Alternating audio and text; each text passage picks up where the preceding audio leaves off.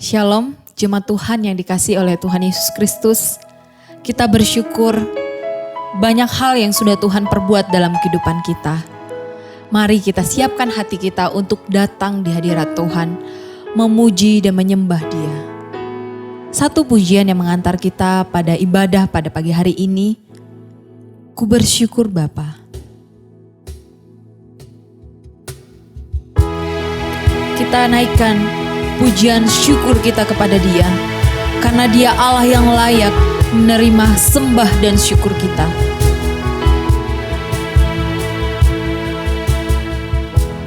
Banyak yang Kau perbuat di dalam hidupku, rancangan indahmu terjadi di hidupku. Bapa yang mengerti segala yang ku perlu, kasih-Mu sempurna nyata dalam hidupku. Ku bersyukur Bapa, ku bersyukur Tuhan, buat kasih setiamu di dalam hidupku. Ku bersyukur, ku bersyukur Bapa, ku bersyukur Tuhan, buat kasih setiamu di dalam hidupku. Ku bersyukur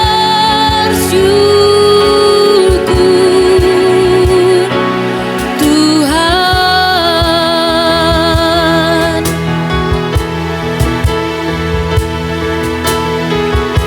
Terima kasih Tuhan.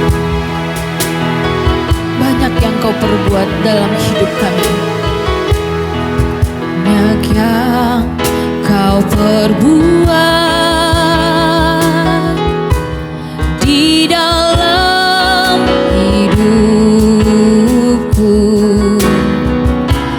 rancangan indahmu terjadi di hidupku. Bapa yang mengerti segala yang ku perlu, kasih-Mu sempurna nyata dalam hidupku. Ku bersyukur Bapa, ku bersyukur Tuhan, buat kasih setiamu di dalam hidupku. Ku bersyukur, oh, ku bersyukur Bapa, ku bersyukur Tuhan, buat kasih setiamu di dalam hidupku. Ku bersyukur, ku bersyukur. Saya undang jemaat Tuhan bangkit berdiri. Ku bersyukur Bapa, ku bersyukur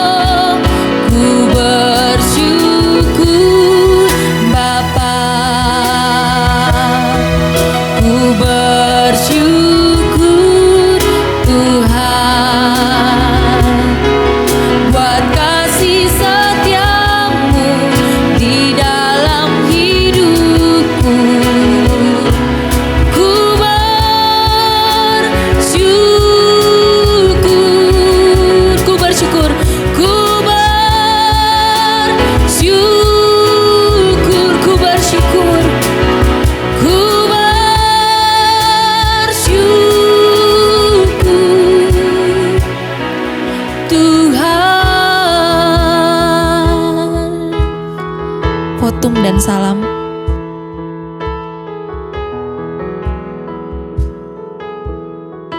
Salam damai sejahtera saudara sekalian. Hari ini kita bersyukur karena Tuhan masih memberikan kita kesempatan untuk hidup dan melayani Tuhan. Kalau Tuhan masih memberikan hidup ini kepada kita, karena Tuhan punya maksud di dalam hidup kita. Temukanlah itu dan jalanilah, dan kita akan melakukan hal yang menyenangkan Tuhan. Mari kita lakukan kebaktian ini, kita berdoa.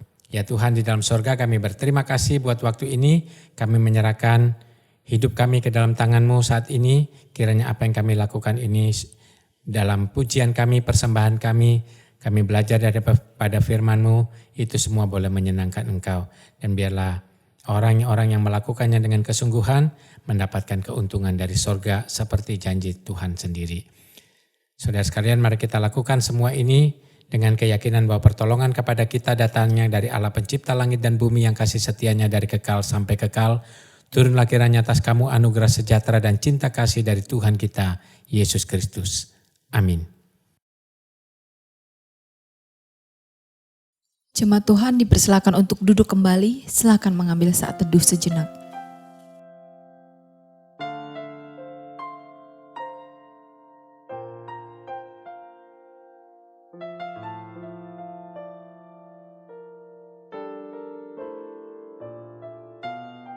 Amin.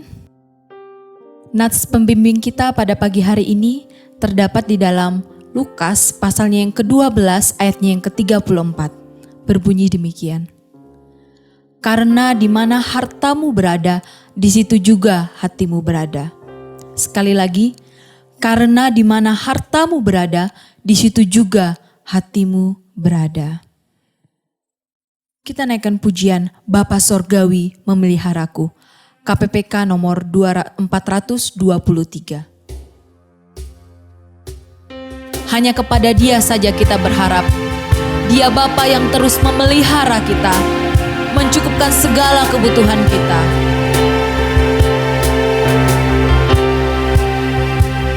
Kepadanya yang aku berharap,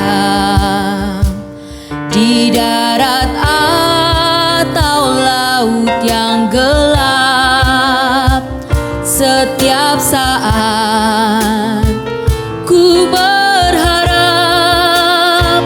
Bapa Sorgawi memeliharaku. Aku berharap pada Tuhanku, di ngarai atau lautan menderu, ku tak gentar, Dia tak ingat. Bapa Sorgawi memeliharaku. Bunga di padang Bapa menjaga, di padang Bapa menjaga, dan burung pun Ia menuntun pulang. Kasih-Nya yang limpah ruah, Bapa Sorgawi memeliharaku. Aku berharap pada Tuhanku, di ngarai atau lautan menderu, ku tak gentar, Ia tak ingat. Bapa Sorgawi memeliharaku. Aku berharap pada Tuhanku, di ngarai atau lautan menderu, ku tak gentar, Ia tak ingat. Bapa Sorgawi memeliharaku. Bapa Sorgawi memeliharaku. Bapa Sorgawi memeliharaku. Jemaat Tuhan, saya undang untuk bangkit berdiri. Bersama dengan gereja Tuhan di segala abad dan tempat, marilah kita bersama-sama mengikrarkan iman kepercayaan kita yang berbunyi demikian. Aku percaya kepada Allah, Bapa yang Maha Kuasa, Khalik langit dan bumi, dan kepada Yesus Kristus, anaknya yang tunggal Tuhan kita, yang dikandung daripada Roh Kudus, lahir dari anak darah Maria, yang menderita sengsara di bawah pemerintahan Pontius Pilatus, disalibkan, mati dan dikuburkan, turun ke dalam kerajaan maut. Pada hari yang ketiga, bangkit pula dari antara orang mati, naik ke sorga, duduk di sebelah kanan Allah, Bapa yang Maha Kuasa, dan dari sana ia akan datang untuk menghakimi orang yang hidup dan yang mati. Aku percaya kepada Roh Kudus, gereja yang kudus dan am, persekutuan orang kudus, pengampunan dosa, kebangkitan orang mati, dan hidup yang kekal. Amin. Jemaat Tuhan dipersilakan untuk duduk kembali. Kita akan mempersiapkan hati kita untuk dilawat oleh kebenaran firman Tuhan. Kita nyanyikan pujian dari KPPK nomor 325, Ku Memilih Yesus.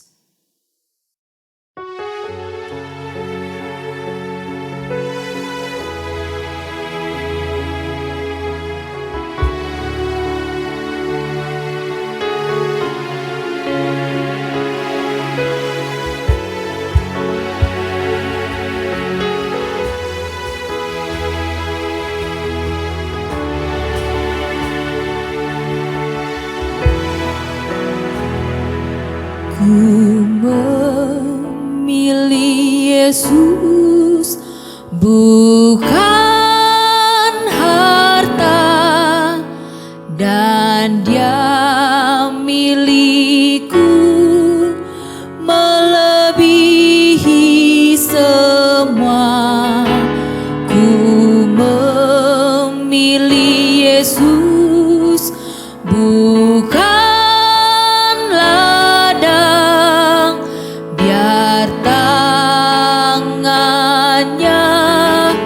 yang menuntunku.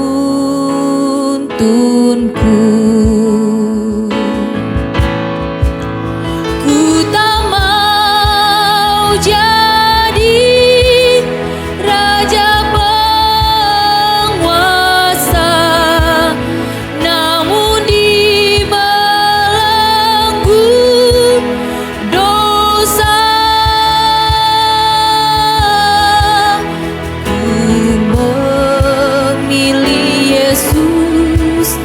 Lebih indah dari semuanya. Tuhan lebih indah, lebih manis. Tuhan lebih indah, lebih manis dari bunga baku ataupun madu. Jiwa dahagaku hampiri Dia, penyertaannya sungguh indahlah.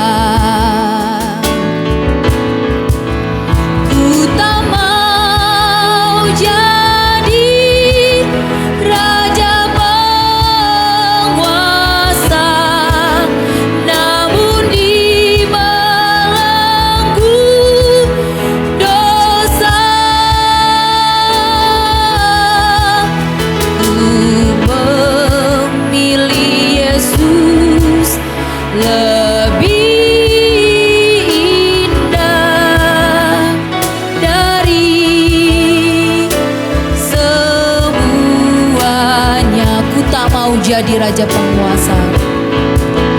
Ku tak mau jadi raja penguasa, namun dibelenggu dosa. Ku memilih Yesus lebih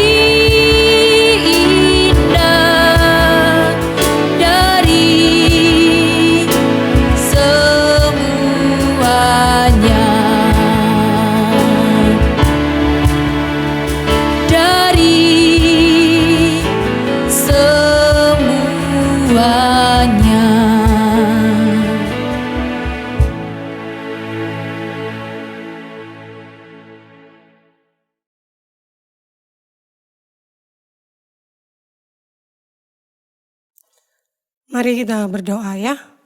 Tuhan tolong kami dalam waktu ini. Kami sungguh-sungguh memohon pertolongan-Mu. Tuhan mengerti siapa kami. Tuhan tahu siapa diri kami. Karena itu kami sungguh memohon dan menyerahkan diri kami secara utuh. Supaya Tuhan yang menguasai. Sehingga firman Tuhan bisa jelas.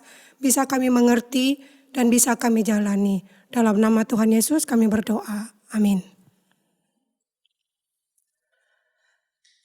Tema kita hari ini adalah nilai kemanusiaan dalam kekayaan. Teksnya diambil dari Lukas pasal 12 ayat 32 sampai 34. Mari Bapak Ibu jemaat sekalian yang di rumah maupun yang ada di tempat ini dan dimanapun berada, kita membuka Lukas 12 ayat 32. Saya akan membacakan, Bapak Ibu boleh ikut atau baca dalam hati.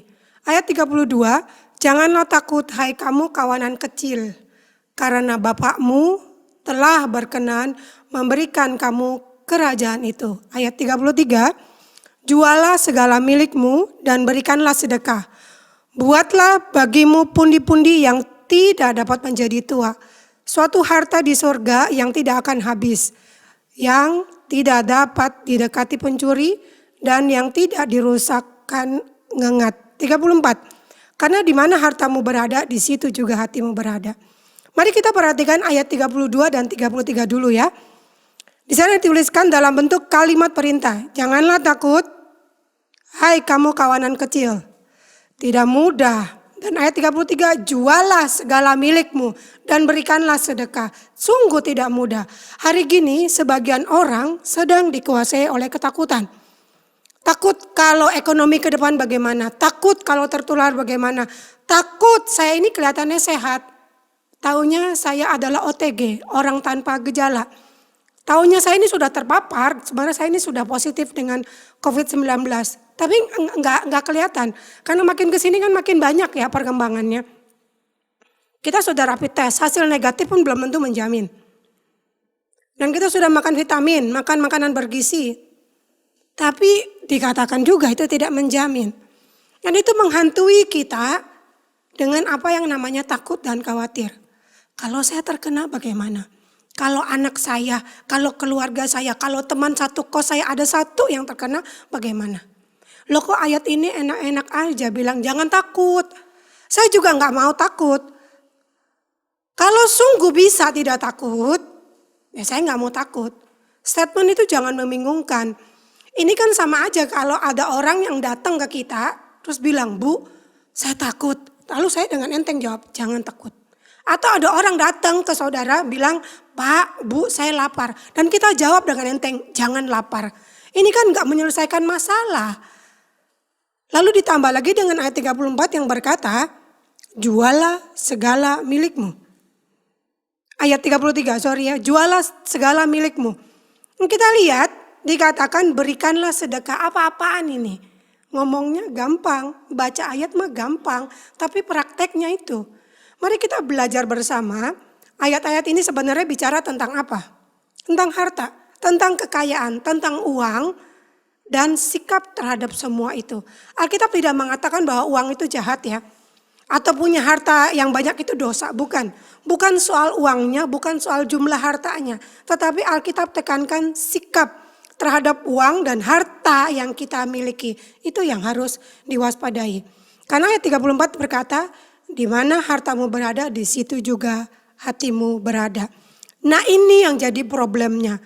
Tuhan mengajarkan soal uang dan harta jauh lebih banyak daripada soal seks, soal surga dan soal neraka. Kenapa? Karena uang berkaitan erat dengan kehidupan rohani Bapak Ibu dan saya.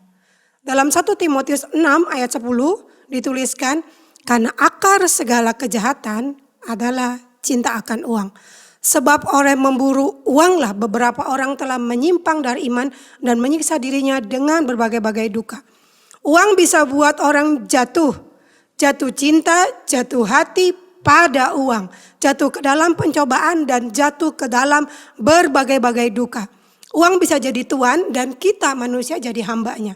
Nah inilah yang dikatakan oleh Alkitab, cinta akan uang adalah akar segala kejahatan. Apapun rela dilakukan demi mendapatkan uang. Istri rela tinggalkan suami, suami rela tinggalkan istri, anak rela tinggalkan orang tua, dan orang tua rela tinggalkan anak karena uang. Bahkan Tuhan pun rela ditinggalkan karena uang. Uang memang tidak dibawa mati, tetapi hidup nggak ada uang itu setengah mati. Begitu kan yang sering kita dengar orang-orang berkata, manusia memang lahir tidak bawa uang, mati pun nanti nggak bawa uang. Tetapi selama hidup Bapak, Ibu, Saudara dan saya butuh uang, betul kan?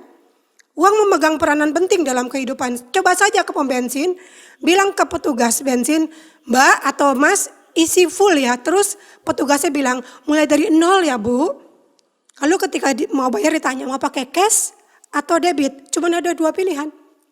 Gak ada pilihan mau cash, debit atau bayar pakai doa. Gak ada. Beli bensin gak bisa pakai doa. Beli kuota gak bisa pakai doa. Isi pulsa listrik pun gak bisa pakai doa. Semua butuh namanya uang. Uang punya kuasa, uang bisa beli jabatan, bisa mengumpulkan massa, bisa mengubah keputusan.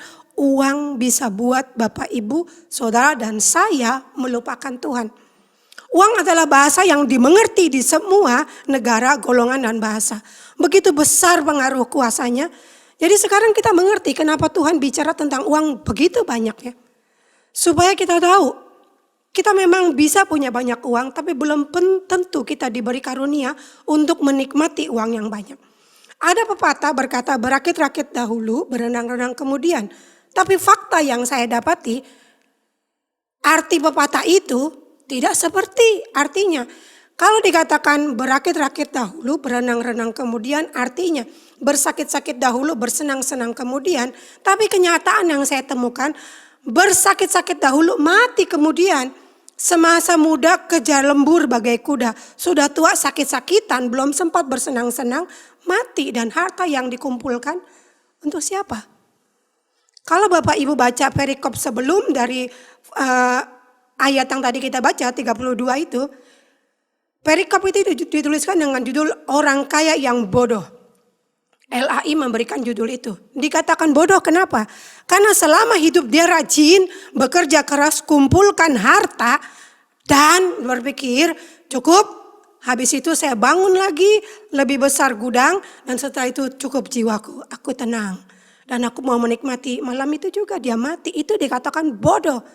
Kerja keras, lalu setelah itu mati, siapa yang nikmati? Bapak Ibu pernah dengar kisah, ya ini lelucon, saya nggak tahu ini nyata atau enggak, tapi maknanya benar juga. Ada seorang sepasang suami istri, Akong dan Ame, bekerja keras dari toko kecil. Engkoknya terkenal hanya pakai kaos. Enciknya pun sangat sederhana, bekerja keras dari pagi sampai malam. Dan karena rajin, harta terkumpul. Dia memiliki seorang pegawai, namanya Siti. Jadi ini bekerja keras luar biasa, Akong dan Ame ini. Dan akhirnya makin lama makin kaya, tapi gak pernah nikmatin. Karena hidupnya hanya terfokus pada kerja, buka toko, uang ada disimpan, gak pernah menikmati, punya paspor pun gak ada. Hari libur pun kerja. Nah kemudian Ame pada umur tidak terlalu tua, 37 tahun, tiba-tiba mati mendadak. Nah karena selama ini Akong hanya Ame yang di toko aja, yang selama ini udah kenal dekat ya Siti ini. Akhirnya Akong menikahlah dengan Siti. Dan setelah menikah dengan Siti, Siti bilang sama si Akong, "Koh, dulu Siti pikir Siti yang kerja keras buat Ci Ame. Taunya rupanya sekarang Ci Ame yang kerja keras buat Siti." Karena begitu kawin, Siti langsung punya harta banyak dan Siti ngajak Akong jalan-jalan. Anda bisa mengerti cerita ini?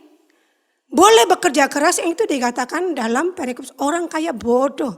Bodohnya apa? Kerja dan mikir nanti berenang-renang kemudian. Iya kalau ada. Taunya sakit kemudian dan mati, hartanya untuk siapa?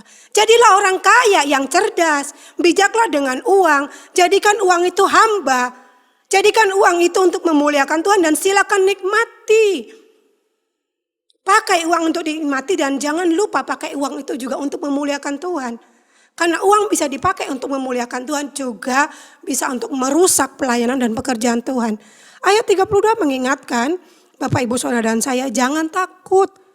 Tuhan Yesus memerintahkan supaya kita jangan khawatir, jangan takut.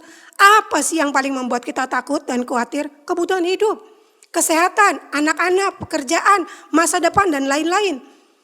Tuhan Yesus mengatakan jangan takut, bukan tanpa alasan, tapi justru sangat beralasan. Karena Dia tahu Anda dan saya bisa khawatir. Anda dan saya sering dikuasai ketakutan dan sering dikuasai kecemasan. Tuhan ingatkan, jangan takut. Dia tahu segala kebutuhan Bapak, Ibu, Saudara dan saya. Dan Dia memerintahkan jangan takut, bukan tanpa alasan. 1 Yohanes 4 ayat 18 dikatakan, di dalam kasih tidak ada ketakutan. Kasih yang sempurna melenyapkan ketakutan. Sebab ketakutan mengandung hukuman. Barang siapa takut, ia tidak sempurna di dalam kasih. Ayat ini bicara tentang apa? Trusting, tentang kepercayaan. Kepercayaan itu enggak lahir dengan sendirinya ya. Kepercayaan itu harus dibangun. Dan kita membangun dengan cara membangun relasi. Dasar yang kuat dengan Tuhan dibangun dalam relasi bahwa Allahku sanggup memelihara. Dalam kasih tidak ada ketakutan. Kalau kasih itu banyak ketakutan dan banyak kecurigaan, itu bukan kasih. Itu namanya kasihan deh lo. He knows and He provide. God is in control. Artinya Tuhan tahu, Tuhan memelihara, Tuhan mengontrol segala sesuatu. Tuhan tahu kebutuhan Bapak. Tuhan tahu kebutuhan ibu dan Tuhan tahu kebutuhan kita meningkat. Kontrakan tetap harus bayar, kos-kosan tetap harus bayar, uang kuliah tetap harus bayar, uang sekolah tetap harus bayar, gaji karyawan tetap harus dibayar. Tuhan tahu kita khawatir dengan semua itu, khawatir dengan kesehatan, khawatir dengan masa depan, Tuhan tahu. Dan Tuhan mau kita jangan hanya fokus pada masalah, tapi belajar fokus kepada Allah. Yang harus kita lakukan adalah alihkan pikiran kita mengingat bahwa Allah mampu memelihara hidup saudara dan saya. Arahkan hati kita kepada Allah, hati kita akan tenang karena Tuhan tahu masa depan saudara dan saya. Tapi respon kita bagaimana? Kita curiga dan kita nggak percaya. Kita berkata mana buktinya? Kalau Tuhan Maha Kasih, Tuhan kan tahu umurku udah berapa. Teman-temanku sudah punya anak. Kalau saya boro-boro anak, bapaknya anak-anak saja nggak ada wujudnya. Nah, tidak tercium aromanya. Mungkin jodohku belum lahir. Teman-teman saya sudah punya pasangan, sudah punya rumah, sudah punya kendaraan. Sementara saya punya kolesterol, punya asam urat. Gajiku dipotong, tunggakan banyak. Lalu kita mulai khawatir. Takut dan meragukan Dia. Respon yang tepat sebagai orang percaya bagaimana? Jangan khawatir, jangan takut. Tapi bagaimana caranya? Bukan karena Anda dan saya urat takutnya sudah dipotong, bukan ya. Tapi karena kita mengalihkan pikiran dan hati kita kepada Tuhan. Yang lebih besar daripada masalahku. Nampaknya mudah dibicarakan, tapi sulit dipraktekkan. Ingat kembali, build a trusting, bangun kepercayaan. Kepercayaan itu tidak lahir, tapi harus dibangun. Dan ini saatnya saudara dan saya membangun relasi berdasarkan kepercayaan. Walaupun keadaan terus menekan, tapi aku percaya, aku punya Tuhan dan aku mau bangun fondasi relasi kepada Tuhan yang mampu memelihara. Itu yang membuat kita tenang. Ayat 32 saya ulangi, dikatakan janganlah takut. Hai kamu kawanan kecil, karena Bapakmu telah berkenan memberikan kamu kerajaan itu. Ayat itu katakan kawanan kecil, dalam bahasa aslinya kawanan kecil menunjuk kepada domba. Pengikut Kristus, tubuh Kristus, gereja. Yang kecil, yang minoritas, yang sedikit, yang lemah, jangan takut. Dalam mempersiapkan khotbah ini saya nonton banyak video tentang domba, gembala. Dan saya memperhatikan di Italia ada peternak, itu gembala ya. Dia punya ribuan domba yang setiap hari dia bawa. Dan saya lihat ribuan domba itu ngikut loh. Dia juga punya ini dogi gembala ya. Tapi yang buat saya luar biasa, saya perhatikan, saya ulang-ulang putar videonya itu. Waktu mereka jalan, Anda juga bisa lihat, cari aja di YouTube. Nggak ada ditemukan itu domba yang sebenarnya atau ketakutan, sebenarnya ke belakang. Tidak ada, dombanya jalan aja ngikut. Domba itu berjalan ikut kumpulannya. Dan dia percaya gembalanya di depan. Domba bisa berjalan, tidak ketakutan, lihat ke belakang, ke depan. Tapi jalan dalam kumpulan dengan tenang ikut ke depan. Tuhan Yesus memerintahkan kepada kita kawanan kecil yang minor, yang sedikit, yang lemah, supaya tetap dalam kumpulan. Karena komunitas kita ini sebagai yang lemah harus berkumpul. Yang sedikit, memang kita sedikit, makanya harus berkumpul. Bersatu menjadi kawanan untuk saling mengingatkan, untuk saling mendoakan, untuk saling menguatkan. Tuhan Yesus ingatkan bahwa kita sebagai umatnya, dia tahu kok kita kecil, dia tahu kok kita lemah, dia tahu kok kita minor, jangan takut. Karena hidup kita aman, kita terpelihara bukan karena kita kuat, bukan karena kita punya taring, bukan karena kita punya sengat, bukan juga karena kita banyak uang, banyak harta, bukan. Tapi karena kita punya gembala Allah yang memelihara. Oleh karena itu Tuhan bilang, kita harus tahu di mana kita mengumpulkan harta yang sesungguhnya berdasarkan tema hari ini. Tuhan Yesus tahu segala kebutuhan kita karena Ia gembala kita. Tuhan adalah gembala yang baik. Gembala yang baik mengenal domba-dombanya. Bagaimana dengan kita sebagai domba? Apakah kita mengenal gembala kita? Silakan lihat video ini.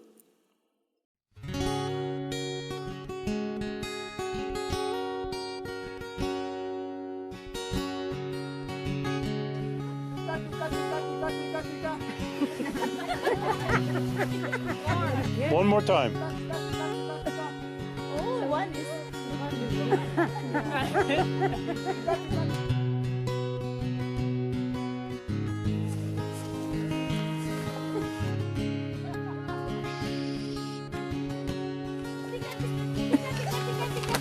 Louder.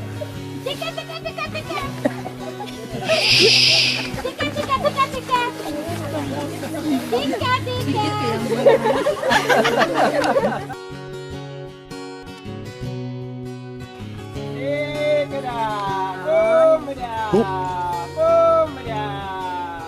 Look at them, look at them. Isn't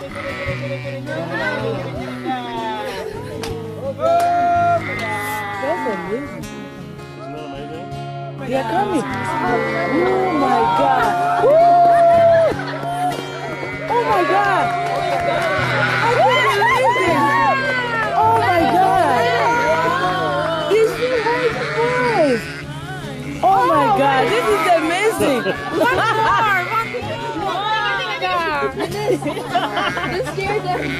Yeah, Eunice made him go away. Oh my God. Was that cool or what? You will never have the same again.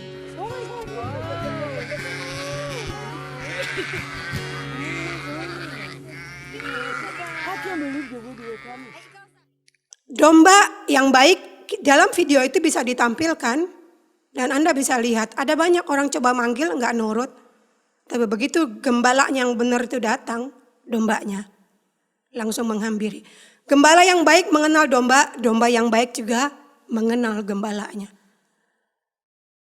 Saudara dan saya domba yang baik bukan? Kalau Anda dan saya domba yang baik kita kenal kok. Gembala kita bilang jangan takut.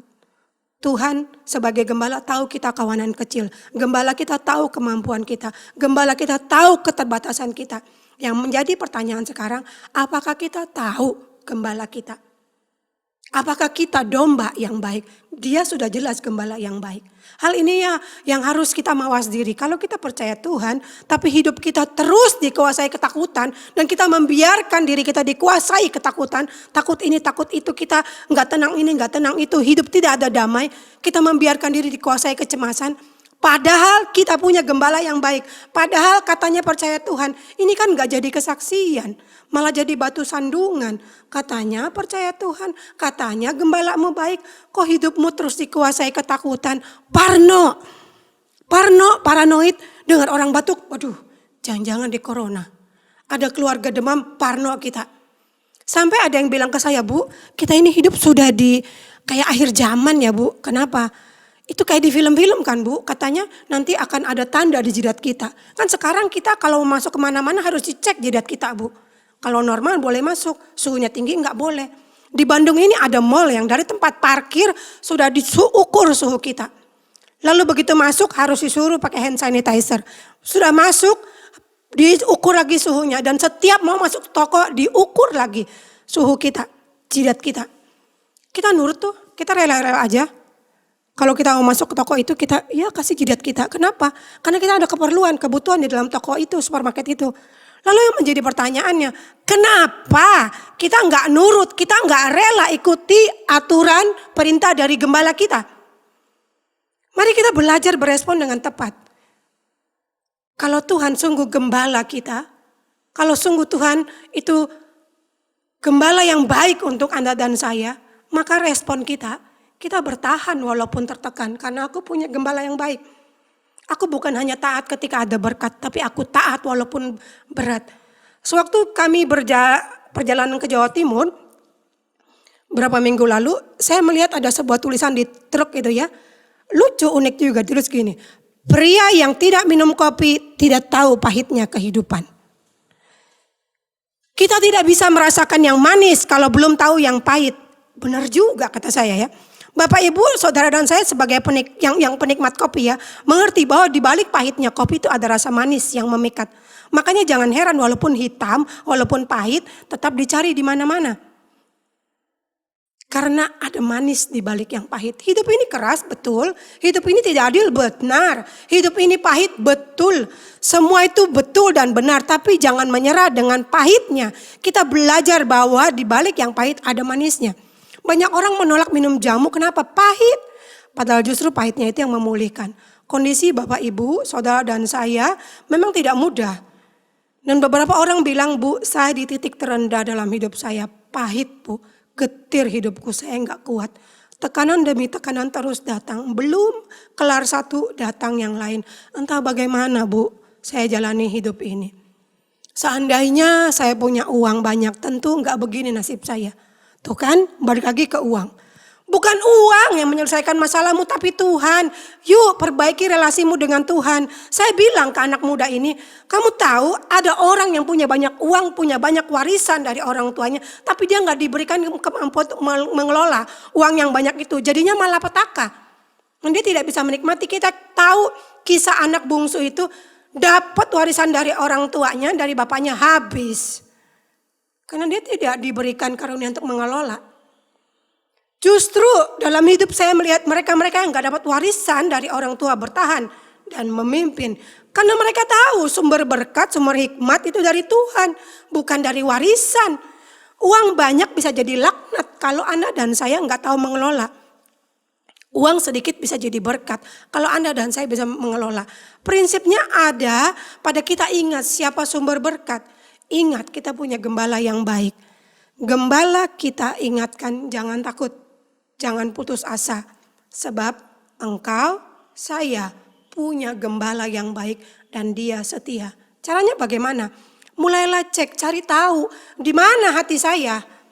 Apakah hati saya masih ada di dalam Tuhan, terpaut kepada Tuhan atau entah sudah di mana? Tuhan tahu pergumulan utama manusia soal apa. Lihat ayat 33. Jualah segala milikmu dan berikanlah sedekah. Buatlah bagimu pundi-pundi yang tidak dapat menjadi tua. Suatu harta di sorga yang tidak akan habis. Yang tidak dapat didekati pencuri dan yang tidak dirusakkan oleh ngengat. Ini luar biasa loh. 7 tahun lalu kurang lebih kami pernah tinggal di daerah itu, rumah itu agak lembab. Dan biasa saya kumpulkan uang-uang kecil tuh untuk parkir. Saya selalu pilih uang-uang baru, saya kumpulkan, saya taruh di laci meja. Lalu saya lupa dan bulan depan saya baru ingat ada uang. Begitu dikeluarkan, apa yang terjadi? Itu uang jamuran dan sebagian itu sudah hilang, ujung-ujung dimakan oleh ngengat. Itu uang harta kalau yang disimpan di dunia. Untung itu uang parkir ya. Kalau uang-uang besar, mungkin saya bisa histeris juga. Karena saya naruh uangnya di dunia. Tapi ayat ini bilang, enggak akan hilang didekati oleh pencuri dan tidak akan dirusak oleh ngengat. Nah itu tempat itu yang harus kita cari dan disitulah kita harus tahu, taruh harta kita. Ayat 34 katakan, di mana hartamu berada, di situ juga hatimu berada. Hati kita di mana? Berdasarkan konteks ini yang menjadi sumber ketakutan kegelisahan manusia adalah harta. Harta kita di mana? Di situ hati kita. Awalnya tadi saya sampaikan bukan soal harta dan jumlah uangnya. Tapi soal di mana kita taruh dan soal bagaimana sikap kita terhadap harta. Di mana hartamu, di situ hatimu, kata firman Tuhan. Saya merenungkan bagian ini dan saya bertanya kepada diri saya, di mana hartamu Esther? Di mana harta Bapak? Di mana harta Ibu? Saudara sekalian menyimpan harta di mana? Di jabatan, di gelar, di status, di pergaulan, di pasangan, di orang tua, di anak, di bank, di rumah, di tanah, di tanaman, di dapur. Karena ada orang-orang hartanya bukan di bank tapi di dapur, peralatannya luar biasa. Dan ada yang hartanya di lemari pakaian. Itu baju-baju bermerek-merek. Dan tas branded. Luar biasa. Mau kulit apa? Kulit rusa, kulit buaya, kulit kerbau, ada semua. Dan lucunya itu ada satu tas dari kulit buaya asli. Begitu dijaga hati-hati supaya nggak kena air. Kalau kena air, wah luar biasa. Yang menjadi pemikiran saya, bukankah buaya itu hidup di air ya? Kenapa jadi tas nggak bisa kena air? Itu, tapi orang nurut-nurut aja. Beli tas harga ratusan juta. Itu hartanya. Yang jauh lebih dijaga daripada anaknya. Dan sekarang juga ada tempat harta di garasi, ada mobil, ada motor, dan ada sepeda. Ada banyak kok tempat menaruh harta. Dan hari ini Tuhan ingatkan, ayo, kamu yang gelisah dan takut, di mana hartamu ditaruh. Kalau kita taruh hati kita di dalam tangan Tuhan, aman. Kita ada dalam genggaman tangan yang kuat dan berkuasa itu. Manusia memiliki keegoisannya sendiri-sendiri. Nilai kemanusiaan menjadi menurun, menjadi nilai jual semata. Nilai kemanusiaan menghilang seperti kabut ketika siang. Kebaikan kita jadi relatif. Kebaikan kita jadinya eksklusif, hanya berlaku untuk golongan, orang tertentu, kelompok tertentu. Selain dari itu kita nggak peduli, bodoh amat. Dan kita bisa jadi kejam. Dulu ada kasus susu bermelamin, itu kami alami waktu kami masih tinggal di Tiongkok ya. Anak-anak kami masih balita, sempat kami ganti jadi minumnya susu kacang aja karena takut. Itu susu kok dimasukin kimia yang nggak mikir dampaknya, itu anak bisa cacat, bayi bisa cacat. Mereka nggak mikir, yang penting dapat uang banyak. Dan kita tahu kan, ada tahu pakai boraks, ada mie, bakso pakai formalin. Semua itu tujuannya apa? Anda dan saya tahu sendiri. Yang penting aku untung, nggak peduli kesehatan orang, bodoh amat. Yang penting aku kaya. Bapak Ibu tahu yang membedakan manusia dengan binatang apa? Manusia punya pri kemanusiaan, binatang tidak ada pri kemanusiaan. Mereka hanya punya pri kebinatangan. Tapi kalau Anda memperhatikan film tentang kehidupan hewan-hewan buas, mereka tahu batas loh. Lebih tahu batas daripada kita yang katanya punya pri kemanusiaan. Saya melihat seekor binatang buas, mereka mengejar mangsanya rusa. Begitu dapat, dia hanya ambil bagian dia. Dan setelah itu dia izinkan singa-singa muda, hewan-hewan lain untuk ambil bagian. Tapi kalau manusia, sudah dapat satu, mau dua disimpan di gudang, mau tiga disimpan lagi di gudang. Tahu kan kasus masker, penimbun masker tujuannya apa? Kita yang senior, begitu ada yang junior, kita mangsa, kita perah, kita kerjain. Loh ini jadi bingung ya, aneh tapi nyata. Harusnya manusia punya pri kemanusiaan, lebih berbagi. Kita berbagi pada yang kekurangan. Yang kekurangan juga tetap perlu berbagi, semampunya mereka bisa. Alkitab mencatatkan janda miskin yang punya sekepal tepung memberi makan Elia. Anak kecil yang cuma punya 5 roti dan 2 ikan memberi. Dan Tuhan bilang yang banyak memberi itu siapa? Orang kaya? Bukan. Janda miskin yang membeli dua keping itu. Berderma, bersedekah, beri persembahan, berbagi, maknanya sama. Memberi dari apa yang kita mampu. Memberi dari apa yang kita punya. Memberi dari apa yang ada, bukan mengada-ngada. Jangan memberi yang bukan kita punya. Pemberian itu macam-macam.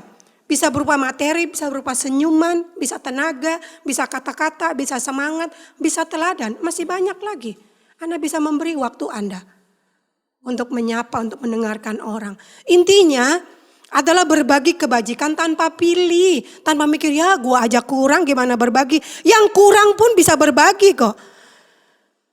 Di mana saatnya ada yang butuh. Kebaikan itu bukan hanya milik orang kaya. Pemberian itu bukan hanya orang kaya saja. Kebaikan itu milik semua golongan. Bukan kelompok tertentu saja. Tapi itu mulai pudar. Manusia hanya mementingkan diri sendiri, kelompoknya sendiri, golongannya sendiri. Dan harta menjadi utama, harus diutamakan, dijaga sebaik-baiknya. Kondisi zaman sudah mulai berubah. Nilai kemanusiaan yang Alkitab ajarkan mengalami perubahan. Oleh permainan kata-kata para pemimpin yang ditelan bulat-bulat oleh pengikutnya. Nilai-nilai kebaikan terkontaminasi oleh kepentingan pribadi. Niat kita berbagi mulai berubah arah ketika mengetahui siapa yang menerima. Apa yang aku dapat keuntungan ketika aku memberi ini. Nilai kebaikan untuk berbagi ini teracuni ya. Karena pencitraan, pamer, mencari kejayaan, pikir untung rugi. Nah ini Alkitab tidak ajarkan. Kita memberi karena Allah kita ajar kita memberi. Kita memberi karena Allah kita murah hati. Bukan Alkitab nggak pernah mengajarkan berilah ketika hartamu sudah melimpah. Tidak ada. Karena harta itu hanya alat untuk melayani di dalam dunia. Kita bisa gunakan, Anda bisa nikmati tanpa melupakan memberi. Berbagi tanpa pamrih, tanpa embel-embel ini dan itu. Harta itu hamba, tuannya kita. Tapi sekarang harta menjadi tuan, harta disembah, harta dipuja, digunakan untuk cari ketenaran, dapat kedudukan. Nah ini sudah berpamrih. Ini sudah keuntungan duniawi memang kita dapat. Tapi gak ada artinya, upah di sorga gak ada dan itu jadi hampa. Harta dan uang menggantikan kedudukan Tuhan. Yang harusnya Tuhan itulah Tuanku. Tapi kita ganti uang itulah Tuanku. Semua urusan pakai uang. Semua lancar kalau ada uang. Dan ketika kondisi ekonomi goncang, kalut, ribut, rebut, dan takut. Kenapa? Karena di mana hartamu, di situ hatimu. Di hati kita bukan Tuhan, tapi harta. Ini penyebabnya kita kalut dan takut. Kalau Tuhan ada di hati, maka kedamaian itu ada. Kalau Tuhan ada di hati, maka ketenangan itu nyata. Ketika Tuhan ada di dalam hati, maka pemberian kita tanpa pamrih. Saudara dan saya memberi semata-mata karena saya hanya alat. Dan ini panggilan hati. Dan kita memberi, dan sekarang kita mengerti kenapa Tuhan bilang jangan takut. Karena ada Tuhan. Ada gembala yang baik, dia tahu memelihara hidupku, hidup Bapak, Ibu, dan Saudara. Dan kita tetap bisa berbagi walaupun dalam keterbatasan. Kita nggak perlu tunggu punya roti 10 baru berbagi 1. Anda dan saya tetap bisa berbagi walaupun rotiku cuma 1. Kita bagi separuh. Itu yang saya lihat di kalangan para tukang sapu. Mereka berbagi dari apa yang mereka punya. Dan anak-anak kecil lebih tahu berbagi loh.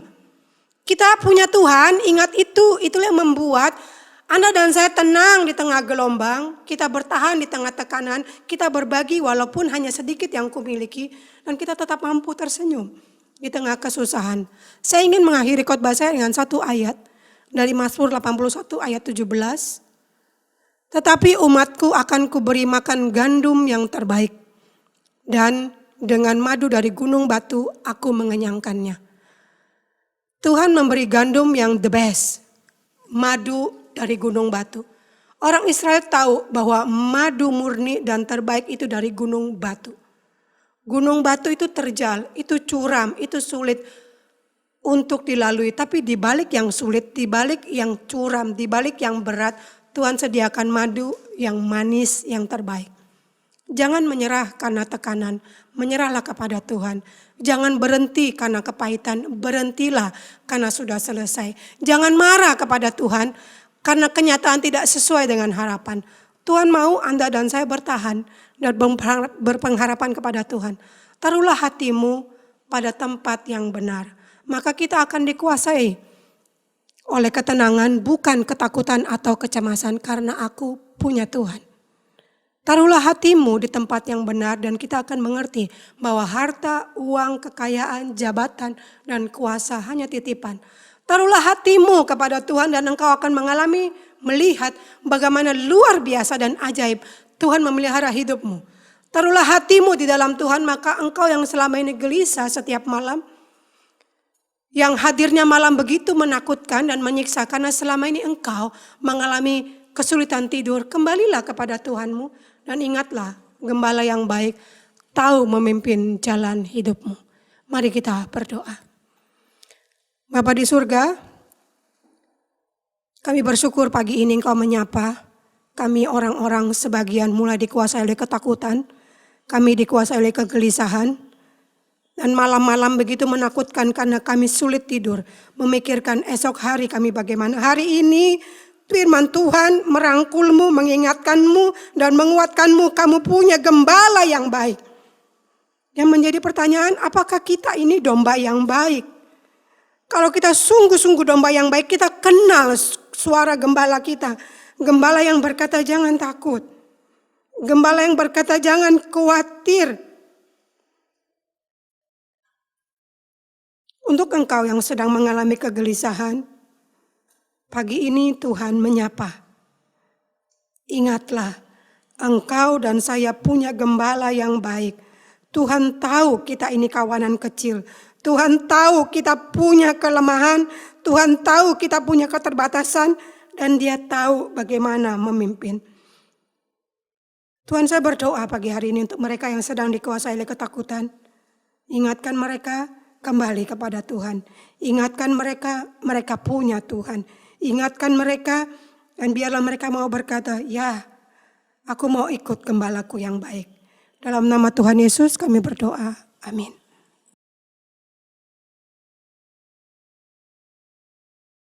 Puji nama Tuhan, kita sudah diberkati oleh kebenaran firman Tuhan. Serahkan segala kekhawatiran kita, sebab Tuhan yang memelihara kita. Kita nyanyikan pujian Tuhan memelihara.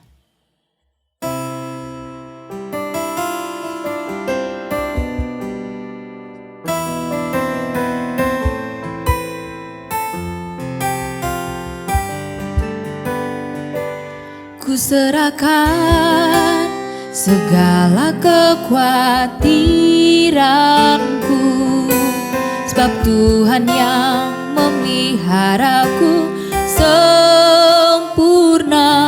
Ku rendahkan diriku dalam tangan-Mu, karena kekuatan-Mu yang mengangkatku. Tuhanku akan memenuhi segala keperluanku menurut kekayaan dan kemuliaan-Nya. Tuhanku akan memenuhi segala keperluanku menurut kekayaan dan kemuliaan dalam Kristus Yesus. Kita nyanyikan pujian ini kembali. Ku serahkan segala kekhawatiranku.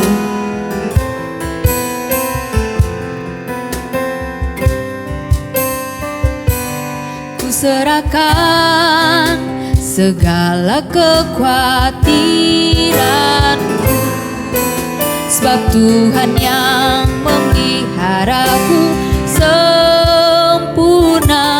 Ku rendahkan diriku dalam tangan-Mu, karena kekuatan-Mu yang mengangkatku.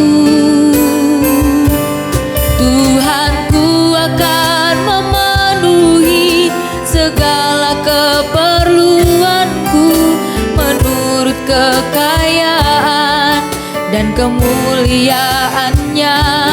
Tuhanku akan memenuhi segala keperluanku menurut kekayaan dan kemuliaan dalam Kristus Yesus. Tuhanku akan memenuhi. Tuhanku akan memenuhi segala keperluanku menurut kekayaan dan kemuliaan-Nya.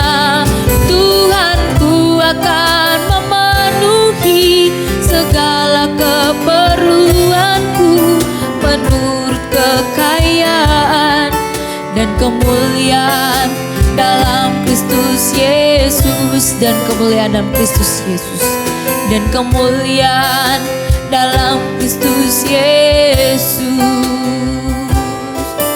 dan kemuliaan dalam Kristus Yesus. Terima kasih ya Tuhan, terima kasih untuk firman Tuhan yang pada pagi hari ini mengingatkan kami bahwa Tuhanlah yang terus memelihara kehidupan kami. Oleh sebab itu kami tidak perlu khawatir, kami tidak perlu takut untuk menghadapi apapun karena Tuhan terus menjaga memelihara kehidupan kami. Terima kasih ya Tuhan untuk persembahan yang sudah kami berikan pada pagi hari ini. Berkati persembahan ini. Berkati juga setiap pengurus yang mengelolanya. Biarlah uang persembahan ini dapat dipergunakan dengan baik untuk pelebaran kerajaan-Mu di muka bumi ini. Kami juga berdoa bagi setiap jemaat Tuhan yang sudah memberi maupun yang tidak sempat memberi. Tuhan, Engkau memberkati mereka dalam segala pekerjaan mereka. Apapun yang mereka kerjakan saat ini, Tuhan menolong mereka. Jemaat Tuhan yang saat ini dalam pergumulan, Tuhan Engkau memberkati mereka, Engkau memampukan mereka menghadapi setiap hal yang mereka hadapi saat ini. Terima kasih ya Tuhan Yesus, biarlah persembahan ucapan syukur kami ini dapat menjadi dupa yang harum di hadapan Engkau. Dalam nama Tuhan Yesus kami berdoa dan mengucap syukur. Haleluya. Amin. Jemaat Tuhan, tiba saatnya kita akan mengakhiri ibadah kita pada pagi hari ini. Biarlah firman Tuhan yang mengingatkan kita pada pagi hari ini untuk sungguh-sungguh mengelola harta atau uang yang sudah Tuhan berikan kepada kita. Kita nyanyikan pujian Hitung Berkat-Mu, KPPK nomor 50.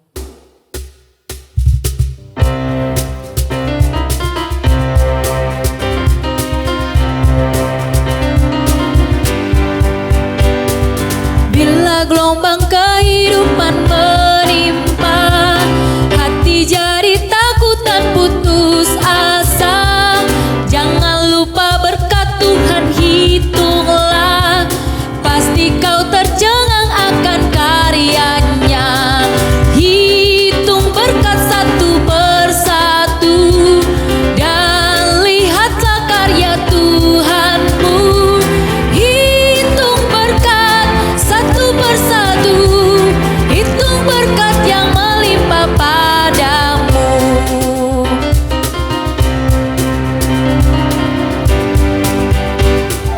Bila kau memandang harta orang lain, ingat janji Kristus yang lebih permai.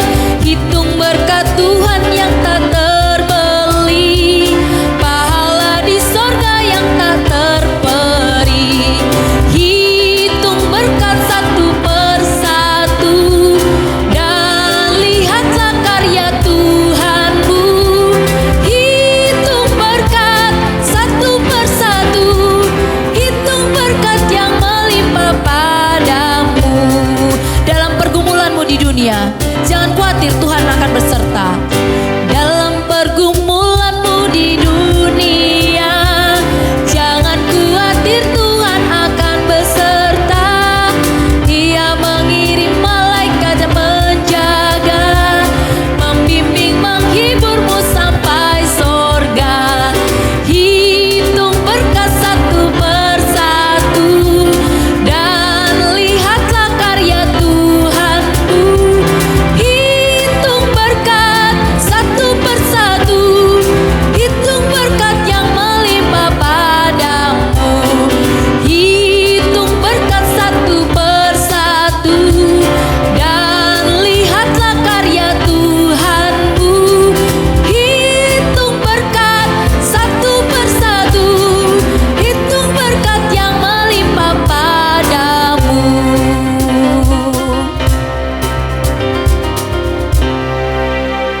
Jemaat Tuhan, saya undang untuk bangkit berdiri. Jemaat sekalian, mari kita akhiri kebaktian ini. Tuhan, di dalam sorga kami berterima kasih setiap jemaat-Mu yang sedang berkumpul di rumah. Tuhan, lawat mereka ketika mereka dikuasai oleh kekhawatiran. Biarlah mereka boleh diyakinkan oleh Tuhan sehingga jiwa mereka mendapatkan ketenangan dan kelegaan. Ketika mereka bergumul soal pendapatan, kiranya Tuhan membukakan jalan di tengah saat yang tidak gampang ini supaya ada nafkah yang bisa diraih oleh mereka untuk kelangsungan hidup mereka. Ketika mereka sedang bergumul tentang sakit penyakit, mohon Tuhan sembuhkan. Dan ketika mereka sedang bergumul di mana Tuhan, ketika aku bergumul, kiranya Tuhan boleh melawat mereka dan menyatakan belas kasihan-Mu kepada mereka. Terima kasih ya Tuhan, tolong setiap jemaat-Mu supaya tidak pelit untuk menjadi saluran berkat Tuhan dan juga tahu bahwa berkat ini semua daripada Tuhan untuk kemuliaan nama Tuhan. Bagi mereka yang merindukan mendapatkannya karena tidak punya, biarlah mereka boleh berharap kepada Tuhan. Terima kasih ya Tuhan. Mari saudara sekalian kita akhiri kebaktian kita dan terimalah berkat daripada Tuhan. Kiranya kebaikan dan segala berkat sorgawi turun atas Anda sekalian. Dan kiranya segala cinta kasih daripada Tuhan kita Yesus Kristus memenuhi hati dan hidup kita. Dan kiranya pimpinan pertolongan, hikmat daripada Allah Roh Kudus menuntun kita. Bukan hanya bagaimana mendapat berkat, tapi juga bagaimana menjadi saluran berkat. Supaya melalui hidup kita dan apa yang kita punya, nama Tuhan dimuliakan. Mulai hari ini sampai Tuhan Yesus datang kedua kali. Amin. Bapa terima kasih. Bapa terima kasih. Bapa terima kasih. Bapa di dalam surga, puji terima kasih. Amin.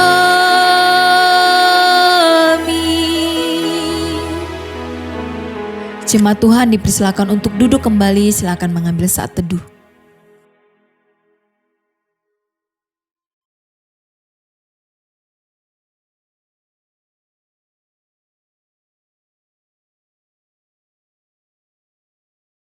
Amin.